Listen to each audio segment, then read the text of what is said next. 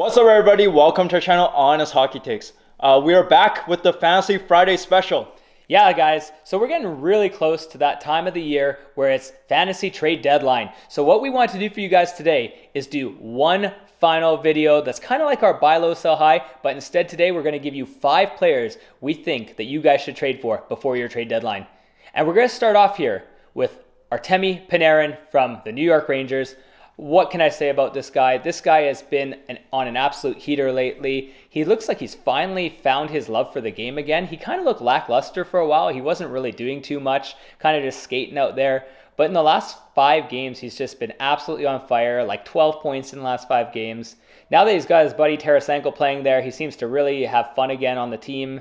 And he's putting up just insane numbers. And I just love this guy as a player to target before your trade deadline.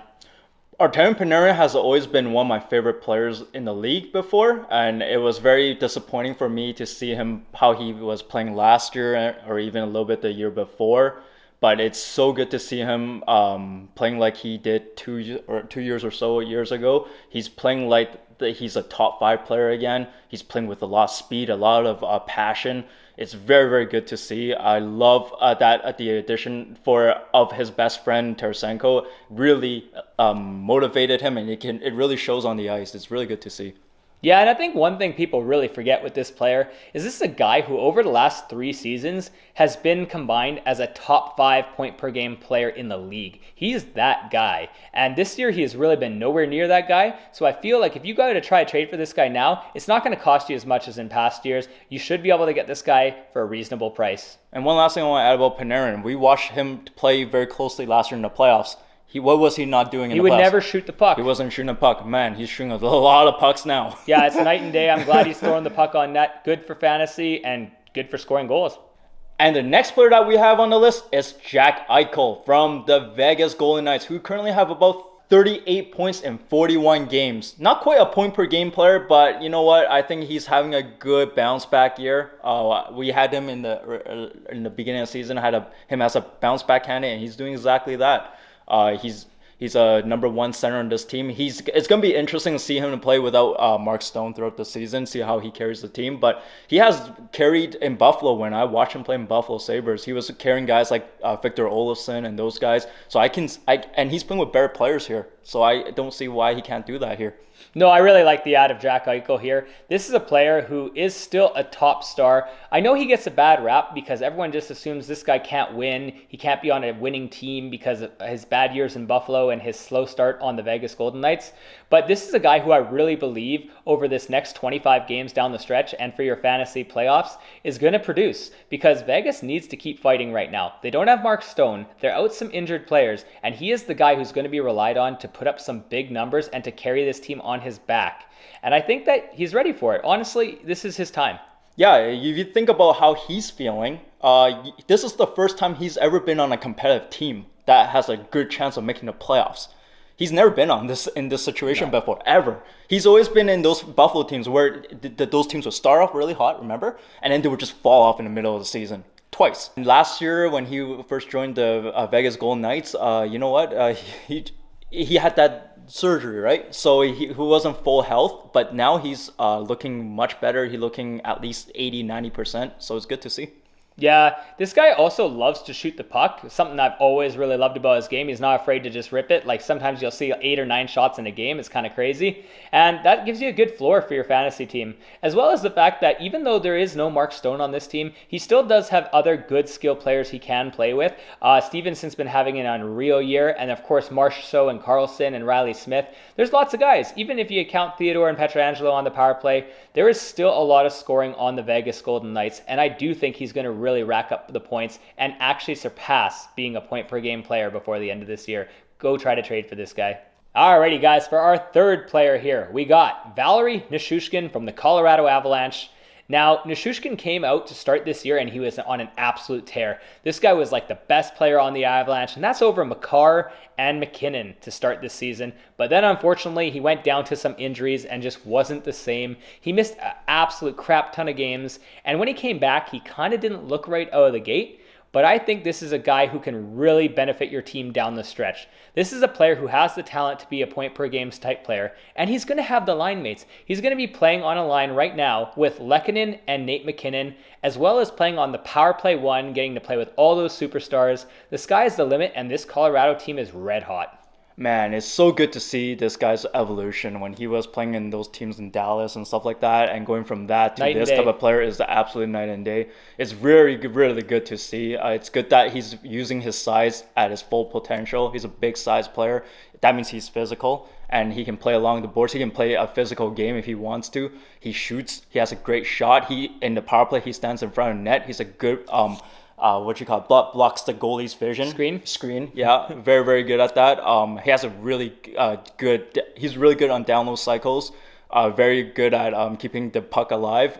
That's why you want this player, because he's going to get a lot of chances on this team. Yeah, he's a fighter. He just does not let the puck go. This guy is absolutely relentless. And I mean, he's playing with another guy who's absolutely relentless in Nate McKinnon. These two have good chemistry together already, and I just expect him to really tear it up over the next 25, 26 games down the stretch. Well, Colorado is looking to regain their lead in this division after a very slow start. All right, now we have a defenseman, and that's Panarin Eichel from the Florida Panthers, who currently have 26 points or 27 points in 47 games. I mean, it's not bad. It's improving. He had a really, really slow start in the season, and he's finally picking it up. The main reason why we have Panarin Eichel on this list is because the Florida Panthers right now are very, very desperate. They're going all out right now. They got, Scott told me off air, that this team does not have much futures to trade in the deadline anyway. So they have to go all in with the current roster that they have. So these players are going to be motivated. They're going to be pushing hard for that last playoff wildcard spot. They're really, really close right now. And Panarin Eichel is going to be a big part of that. He's a big minute cruncher. He plays a lot of minutes, and he has a crap ton of peripherals. And that's why you want this player. Yeah, I really like the floor this guy has, because if he's not getting a bunch of points, you know he's still going to block shots and he's going to hit people like crazy. Also, he loves to shoot the puck from the point a ton, and sometimes he even jumps up on the rush. It's really nice. Honestly, well-balanced player.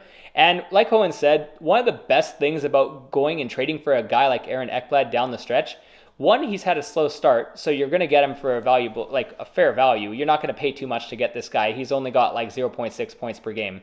And two, this team has to try until their very last dying breath. They don't own their own first-round pick. Tanking is out of the question. This team has to go for broke. They have to try to win as many games as possible and squeak into the playoffs so their GM doesn't look like he completely messed up. Yeah, the only fear that I've ever had with Panarin Eichel, I always like this player. This player is a fantastic player offensively and defensively. Very, very good player. The only thing I always worry about him was the injury, but it seems like he's healthy now, and as long as he doesn't get injured, he's a very valuable player to pick on your team.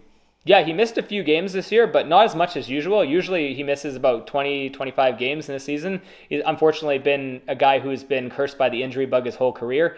But so far this year, he's only missed about 10 games. And when he did come back, he had a really slow, 8 to 10 games, but he's starting to get it back now, and you can see his game looks a lot better. And I think this is a guy that'd be definitely worth getting while he's on the lower end right now. All right, guys, and you didn't think we were going to let you leave without a goalie here, because we got to get at least one goalie in here to try to target, and that is going to be Tristan Jarry from the Pittsburgh Penguins.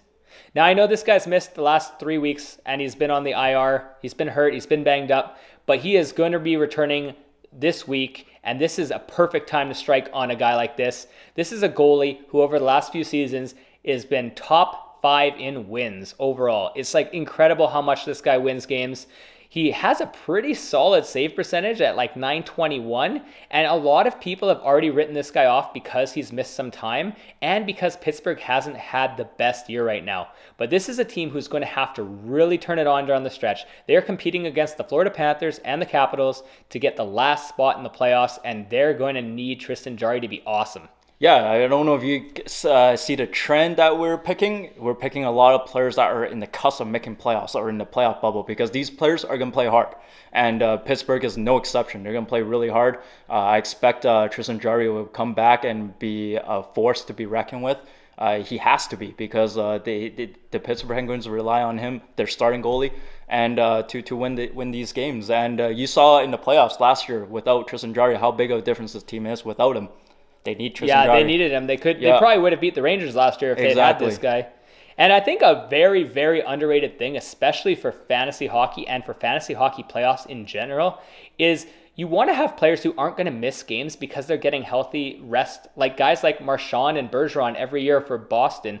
Really good hockey team and really great players. But these guys sit out 2 or 3 games near the end of the year quite often. And if that happened to me during my finals run trying to win a fantasy championship, I'd be pissed. So I don't think you want to have players like that as much as you want to have these guys that are going to be fighting till the last second.